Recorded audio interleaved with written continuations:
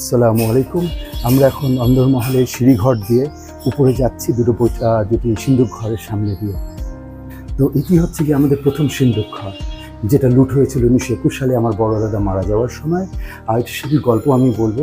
আর এই পাশে হচ্ছে অন্দরের সেই প্যাঁচানো সিঁড়ি। এই যে প্যাঁচানো সিঁড়িটা দেখা যাচ্ছে, এই সিঁড়িটা দিয়ে আমরা এখন উপরের দিকে যাব।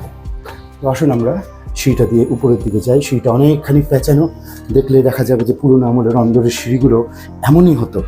তো আমরা এই অন্দরের সিঁড়ি দিয়ে উঠছি। এই যে অন্দরের সিঁড়ি উপরের দিকে আসছে, আর এদিকে হচ্ছে গিয়ে ঝাড়বাতি উপরে। আর এদিক দিয়ে এসে আপনার এদিকে অন্দরের বারান্দা রয়েছে, বারান্দায় আমরা এখন প্রবেশ করছি না।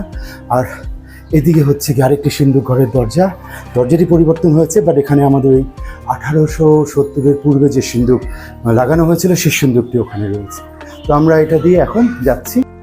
আজ তাহলে এ পর্যন্তই। তো আজকে বিদায় নিচ্ছি আপনাদের কাছ থেকে। আমার জন্য দোয়া রাখবেন, যাতে করে আমি আমার বংশের এই গল্পগুলো, পুরনো যে 16 ঘরানার গল্প যারা কেউ বলে না, সেই গল্পগুলো নিয়ে আপনাদের সামনে, অলিখিত গল্পগুলো যেগুলো আছে এগুলো সব নিয়ে আমি আপনাদের সামনে উপস্থিত হতে পারি। তো সে সময়ের জন্য পর্যন্ত আপনাদের কাছ থেকে বিদায়। আমার জন্য দোয়া রাখবেন, ভালো থাকবেন। আসসালামু আলাইকুম। ইতিহাস ও ঐতিহ্য ভিত্তিক আমার এই ভিডিওটি ভালো লাগলে আমার এ কাজে উৎসাহ দেওয়ার জন্য আমার ভিডিওটি লাইক, শেয়ার ও সাবস্ক্রাইব করে দেওয়ার অনুরোধ রইল। ধন্যবাদ।